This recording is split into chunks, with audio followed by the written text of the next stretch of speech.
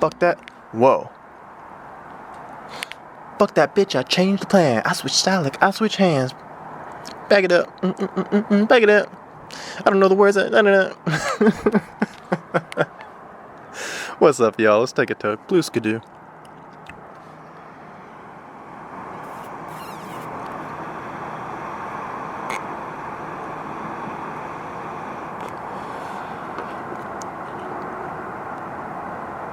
Keep my business off the gram. I switch styles like I switch hands. Get out the way, bitch. Back it up.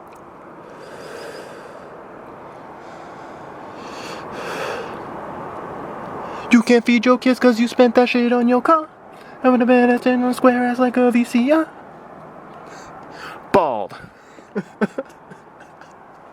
I look like Ray Allen. Bald. Yo, go check out Bald by JPEG Mafia.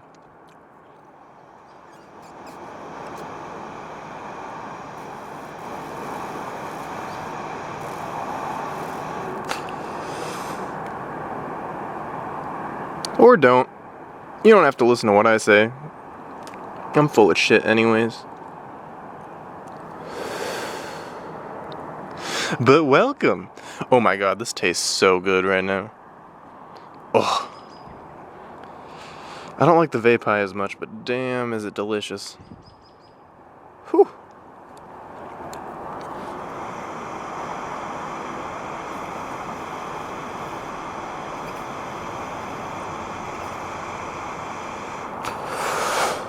It's pretty beautiful outside right now. It's like twilight right now.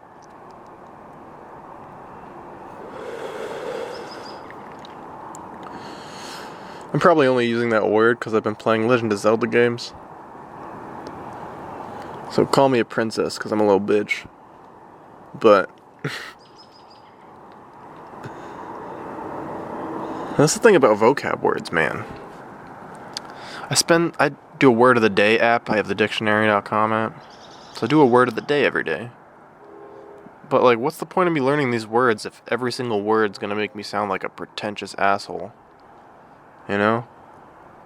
I try to keep track of the words that don't sound cocky and pretentious. That way I fucking stand a chance when I use them. Because the whole point of having a diverse vocabulary is so that you can better convey your message. So you can better communicate. So if you're throwing fancy words out there that no one understands, that whole point is gone. So you're just a dick. Don't be a dick.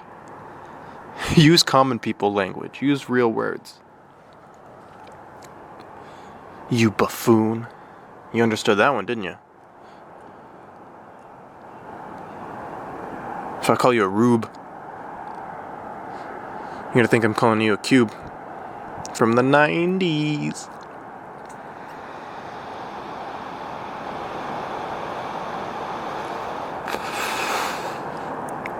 Fuck that esoteric bullshit. Except for Esoteric and the Wu-Tang. That guy's cool. Actually, I don't even know if he's in Wu-Tang. I just know he's in Czarface. But hey, fuck it, man. Everyone's in the Wu-Tang Clan. If you're not fake and you're not a pussy, go for it. Yeah, you're in the Wu-Tang Clan, sure. I mean, you gotta be able to rap. That's a given. If you can't rap, you can't be in the woo. Woo?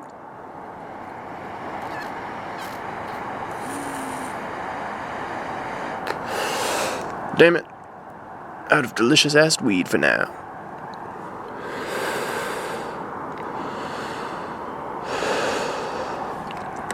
That was a good toke, though. This is my first time getting high today. Ain't that bizarre? I was a little worried I wasn't going to get too high. So my plan was to hit the vape and then write a little bit about my past week and get some ideas going. And then get baked again while I do the podcast. But that was a bad idea. I could tell. I went to go pack the vape and I was like, you know what? This is how I get too high. Let me just smoke and vape. Or let me just vape and talk. Compared to the usual smoke and talk. Whatever. I haven't even done my intro yet. We've been rambling for way too fucking long. How y'all doing? Is you doing good? Fucking hope so. I hope y'all are doing good. Hope you're hanging in there. Staying busy. Staying occupied, but not preoccupied. You know? I know everyone must be going crazy out there at the quarantine, but I mean, half the people around here already gave up on it. You know, back at it, in the swing of things, doing whatever the fuck they want. And you know what? What am I gonna do? I can't. Are you gonna yell at those people? No. Even if they're your friends and you're talking to them, what are you gonna do? Tell them not to? Like, sure, you can have a discussion about it, but you're not actually gonna convince them the other side of the argument, so long as you're trying to convince them something, you know? Only when you drop that act, it's not an act, but once you drop that side of the conversation of trying to convince them something, then you can have a real honest discussion, and they pick up on that, and they'll actually be willing to have it with you too. And you can actually go at it, and then there's a chance they might change their mind. Just purely out of, you know, curiosity. You might not even have brought up the point that convinced them of changing their mind. But maybe you got their mind going, you got them thinking. And once they started thinking, they went home and they thought about it, and then they, you know, after a couple nights of sleeping on it, they decided otherwise.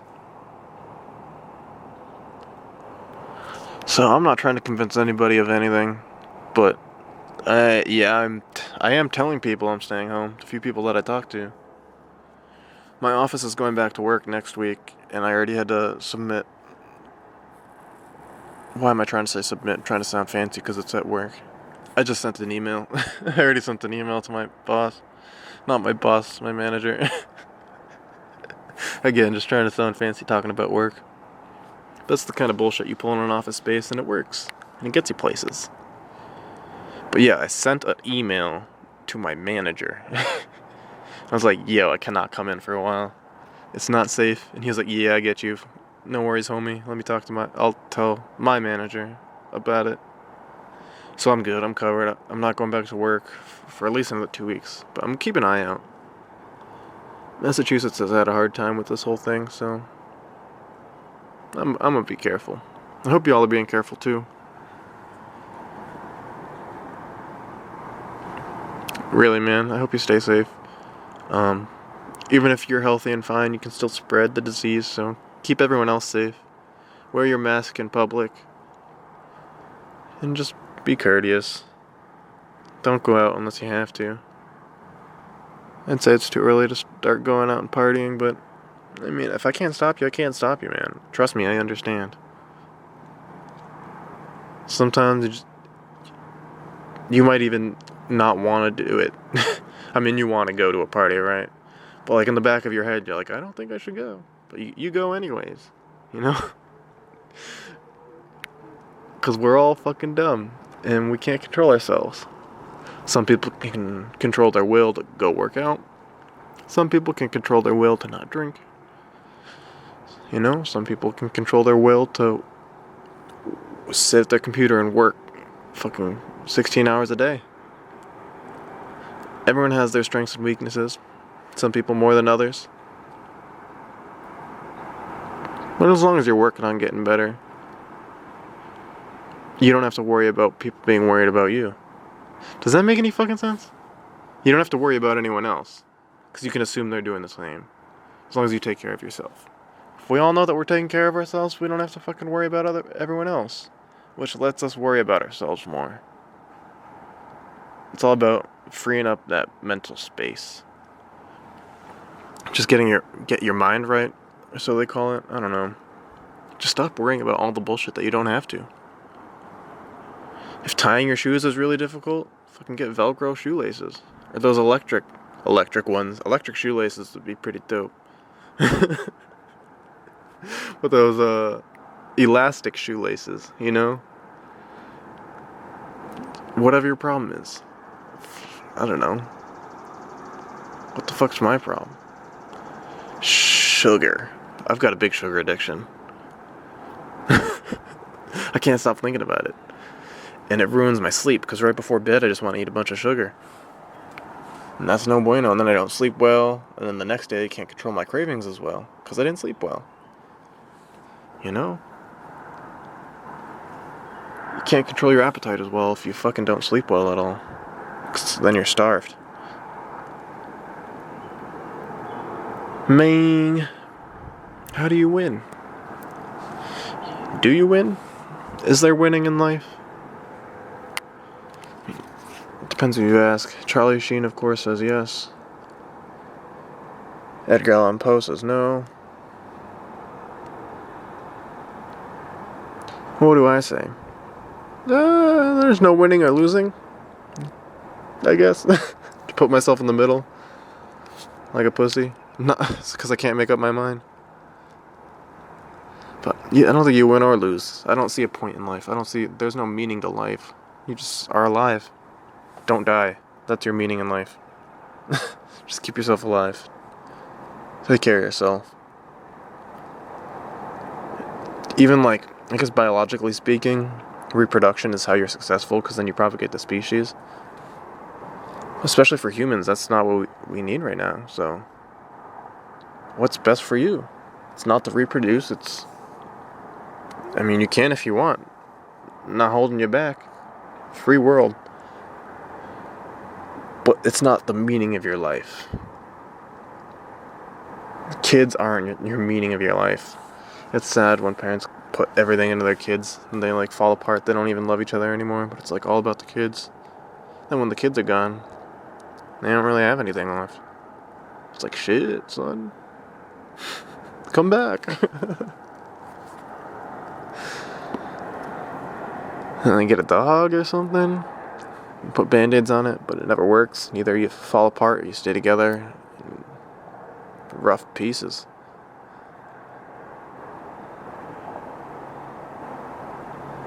But that's not everyone, man.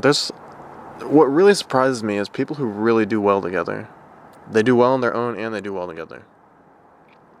I guess doing well on your own is the biggest part of it. Like I was saying, man, if everyone just takes care of themselves, we all have so much less to worry about.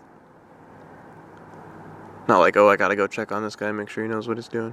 Like, if we could just rely on them to come check in when they need help, that'd be great. Fortunately, it doesn't work that way. So you split up a lot of your attention just worrying about other people, worrying about other things.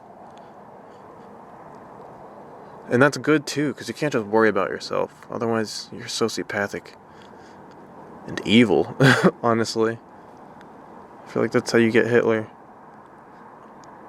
Or, that's such a weak example. There's a million fucking evil people out there. That's how you get a fucking Mao Zedong. You know? That's how you get a fucking Stalin or Putin. I don't know. Which Russian leader has killed the most people? Khrushchev? Gorbachev? I don't know. I'm just naming random Russian names I remember now. I don't think any of those people. I'm pretty sure there was a Russian leader that's responsible for a lot of deaths, though. Like comparable to Hitler or Mao Zedong, or, the highest numbers in history. History's greatest murderers. Whether intentional or not. Che Guevara. That's a Latin American. He's responsible for a lot of deaths. I'm pretty sure. Again, I don't know shit about history. I could be wrong about it. Mao Zedong could have been the greatest fucking leader in the whole fucking free world. But, my impression is he was not very free. He was not very much of a leader. But hey, what do I know?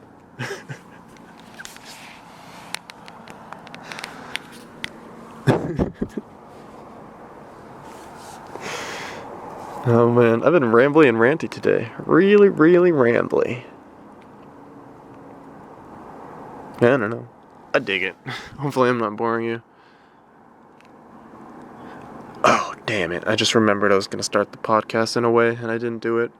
Because I was focused on trying to remember the couple of lyrics from that song that I know. Shit. Oh, yeah, I'll get it another week. No worries. And that's how we do it here. That's how you do it in life. You just keep moving on. Have fun with it. Sorry, thinking about Jimmy Neutron right now. Anyway. Fucking acorn head. Anyway.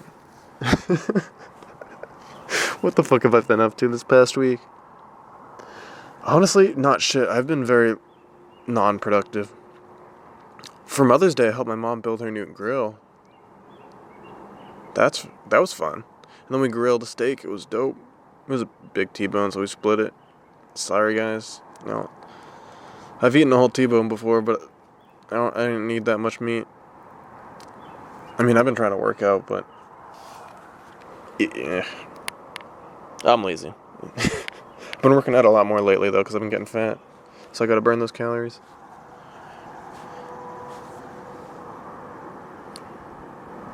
But I helped my mom. Yeah, I built her grill. And then I found out it was Mother's Day. And I had already bought her a grill cover, because I just wanted her to have it. So it's like, oh, hey, Mom, happy Mother's Day. I already got you a present. She's like, that grill cover? And I was like, yep. I just found out it was Mother's Day, so that's your present now. She loved it. She's like, great, that's awesome, thank you. She's so happy.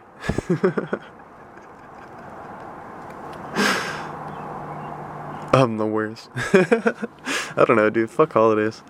I literally don't keep track of any holidays. Unless people tell me it's coming, I don't know. I can remember Christmas and New Year's. And that's only because they're next to each other on the calendar. Actually, technically, they're about as far as apart on the calendar as they could be. If you don't look at it like a loop, if it's a line, one's at the beginning and one's at the end. Shit, dude. I just trolled myself. Fuck. And that's what I like to do here on the Jest podcast.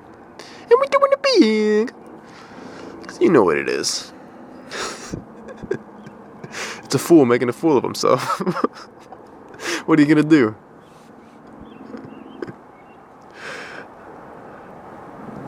That's it. That's all I did productive this past week.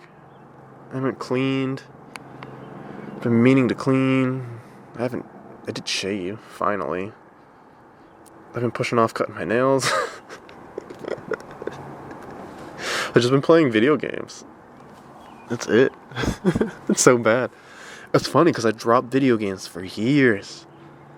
Pretty much since I left high school, I haven't been, into video games. Even, when I was in college, I wanted to learn to speedrun. I just never did. I put in a little practice. But, I could never fucking sit down and play video games that much. But now, I'm, embracing the fact that I have way more games than I could ever play.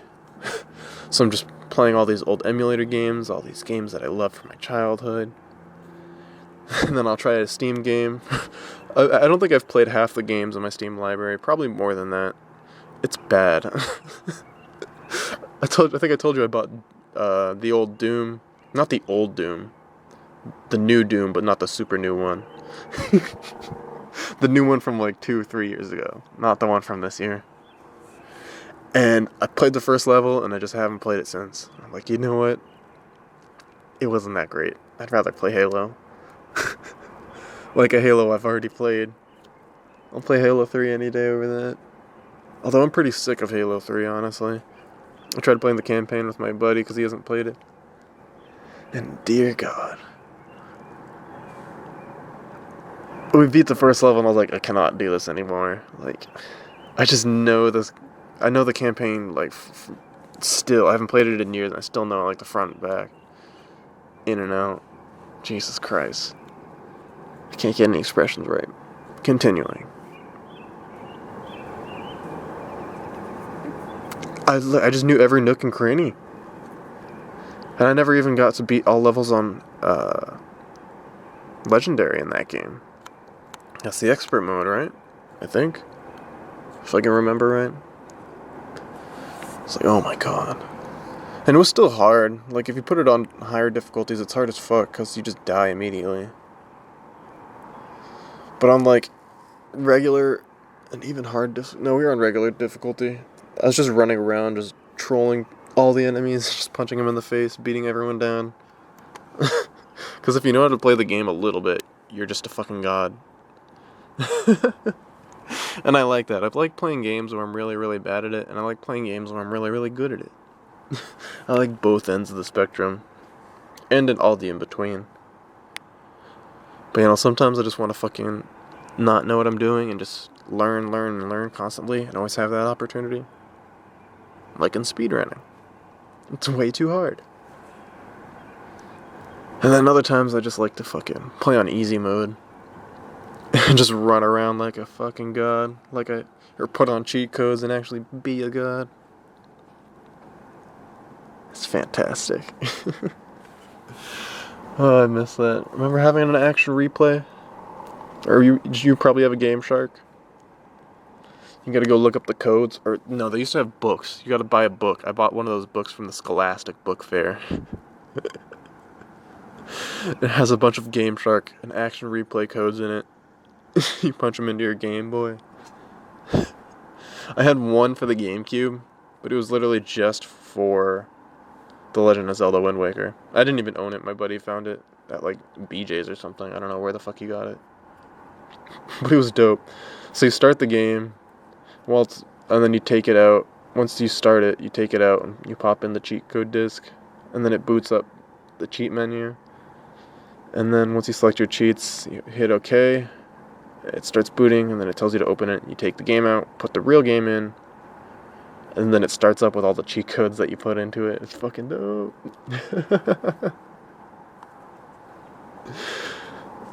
I did actually beat the Wind Waker before without any of those cheat codes. We did a solid run without any cheats. We were messing around with the cheats on a separate account. But once I beat the Wind Waker for the first time, oh, then it was a field day. Then the next 3 to 4 times I beat that game, it was all super hacked up.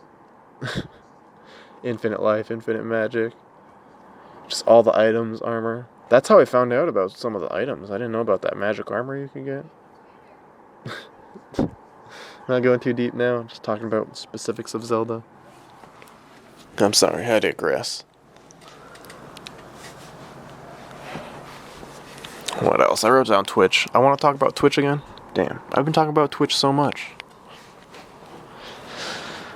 So the thing about Twitch is, there's a lot of things about Twitch. So most of the people on there, like, no one knows how to put on a show. Most people aren't even trying. But there's like a couple big streamers. Like one of the people I've been watching, Puppers. He's really good at playing this game Dead by Daylight. But he also puts on a show, so he has like segments. He has a challenge wheel and a random perk wheel and like, game wheels and different days of the week he wears costumes or does different themes. You know, he's got like a schedule of like, it's like a TV show. He turned his Twitch channel into like a real fucking channel. It's got TV segments and everything. Not TV, but like segments, and it changes up daily, and it's got a schedule. Everything's official. And I'm fucking jealous of that, man. That's fucking dope. Hopefully I can get there. I've been streaming myself, but I'm garbage. I'm not even good at games. Actually, I was playing the original Killing Floor this weekend, and I was just getting so many headshots, crushing, carrying the team, and it was wonderful. I felt like a badass. But I couldn't beat the Patriarch anymore, the boss in that game. I forgot how to beat him. I went for the skill strats rather than the safety strats, and I just got whooped. Then the next game, I was like, okay, let me do safety strats. I tried safety strats, and I still fucking died. I just suck. I mean, you gotta play video games a lot to get good at them. That's the thing. And then you gotta stay good at them, so you gotta keep playing them. And it's like such a waste of time. Like, what are you gonna do with it? I'm just getting back into it now because I would like to stream, and I need to be half decent at these games. But I actually just I got this new setup in today. I got a microphone boom arm for my microphone, so now it like swings out to my face like I was on a podcast or something. And then I got this ring light I mounted behind my monitor. It's not mounted, it's got a tripod. It can even hold my phone if I want to use an extra camera, and then I can use my webcam as like a controller cam. I've got a fucking setup now. It's pretty dope. Although I'm still missing a second monitor, which is pretty weak. I almost bought one this past week, but I shouldn't just drop $400 at just because I feel like trying to be a streamer at will. That's my manic side kicking in, being like, fuck career. You don't want to work in an office forever, so buy a video game setup and stream video games all day, every day, and hope that people want to pay you for it. Yeah, that's a great idea. Yeah, speedrun Mario. It's not like... Dude, no one gets paid for playing any of these. Even Super Mario 64 is one of the biggest speedrun games. One of the biggest records was broken at the beginning of this year, and there was a bounty on it. So this speedrunner broke the record and got like, I don't know, like $1,500, maybe $2,500. And that was a big, big bounty. And that's it. It's not enough to live for the year.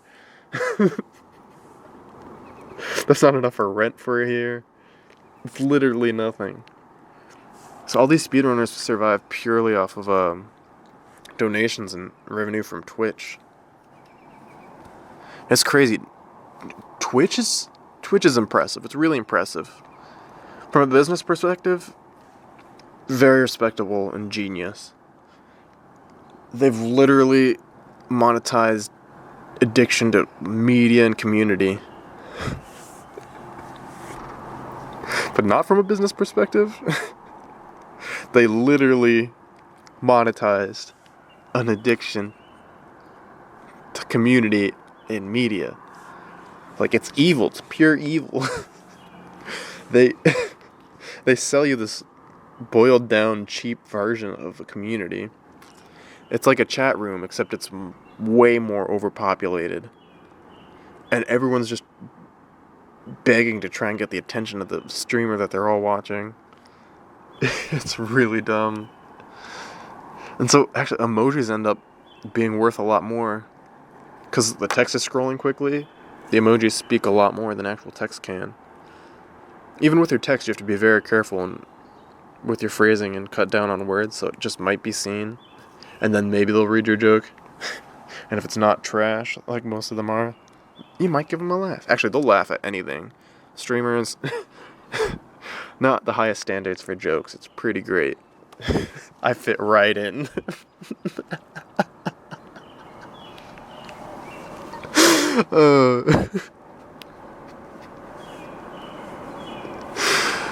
But sometimes I get out a really good joke and I know it.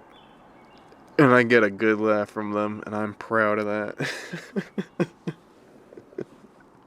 It's so pathetic. But damn, I love making people laugh. I hope to get in the business of it, you know? In fact, honestly, I want to be a streamer just for an intermediate step. I would like to be able to make a little money on my own and support myself without having to work an office job. That way I can start shifting all my responsibility to myself. Because ideally I wouldn't have to work for people anymore and I can be my own employee. If I can do that for all my revenue, that'd be great. It's not even that I have to be in charge of everything. It's just that I need to be making enough money from something that I'm doing, you know? If I only make $100,000 a year, like that's not that much money. I'd be happy with $100,000 a year. I'd be happy making that. Let's say I was a super rich person and I made, on the stuff that I focus on, I made $100,000, but like, I had a team that did this and that, and they like marketed and sold things for me, or I don't even know what they would do. Let's say they made $1 million a year, because I'm a fucking rich person, right? I wouldn't be upset that I'm not in charge of the things that are bigger and busier. I'd be happy just focusing on the things that I like. If it was me just streaming video games and doing stand-up comedy, and between those two raking in $100,000 a year, and I could support them, if I could support myself enough through those two means to get on stage every weekend, and do shows and start booking gigs and start traveling, and to be able to just have a decent enough sized streaming audience that supports me during the day so that I have money to go out at night to fucking tell jokes and party. That'd be great. That'd be fucking ideal. Because actually then I can start shifting the focus and streaming less and less. And letting, if I had a following, I'd let them know as I was going. I don't want to leave people hanging. You don't blue ball your audience. That's pretty bullshit. But I would make a transition towards, a more pure comedy route. Because I definitely need to get to the point where I can focus purely on comedy. I need all distractions out of my life except for comedy. The only thing I'd make an exception for would be a partner in life. If I had a wife that could understand my needs and how I'm gonna be fucking busy, in my head doing my own thing for most of every day, then yeah, I'd love to get down and marry that person. And I'll give them, the love and respect that they deserve and the attention out of my brain that they deserve. But every other part of my brain, all of it's going towards my career and my craft, really. It's not even just career. Because it doesn't have to be making me money.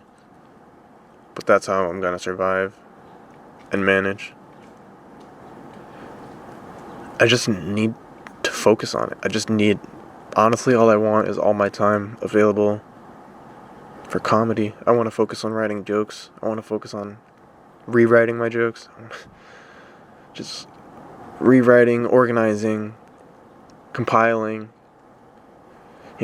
condensing, compressing, decompressing, trying everything with it. I really just want to experiment and go as deep with comedy as I can, because I want to figure out how to push the art form, I don't want to just be good at comedy. That's not enough for me. I need to make sure I get to the point.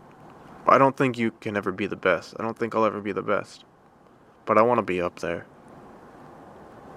I want to do enough for the art form and for the craft where I'm seen as a great. And not to be seen as a great. I just want to do that for myself. I need to do something new. And know that I did it. As selfish as that may be. I need to go where I don't know if I'd actually be able to go. To be honest, I'm pretty cocky. I think I can do most everything. So, I feel that's the boundary I want to push for me to feel satisfied in life. I guess that's really all it comes down to. I've looked at a lot of other hobbies, skateboarding, soccer, yo-yoing, video games. Yeah, if I put all my time into these things, I could get good at them and make a living off of it. But I really want to make sure I'm fucking satisfied with what I do. And I get that feeling from comedy when I do it. And so I know that's just where I set my goal. That's what I'm focusing on. And every single thing I do, even if it's buying all this garbage to stream video games on, all that shit is for comedy. Even all these times in practice and speedrunning this stupid Mario game. I love that game. It's not stupid. But it's kind of a waste of my time. And I'm okay with it because it's going to help me get to my comedy goal. This is part of what makes me me, and it's what's going to help me get to where I need to be, to do what I need to do, and do comedy.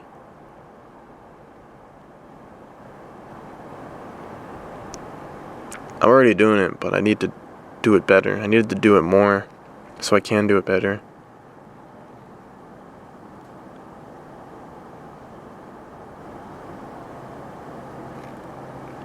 I hardly remember what I just said, but I felt like it was pretty good. I'm definitely gonna go back and listen to this. Fucking tell myself that again. I know it. I know it deep in my heart.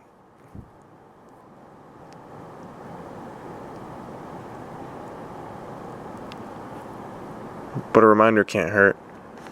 And there's no better reminder than from yourself.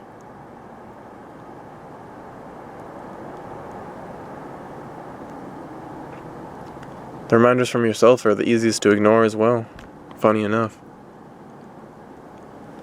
But they're also the most potent.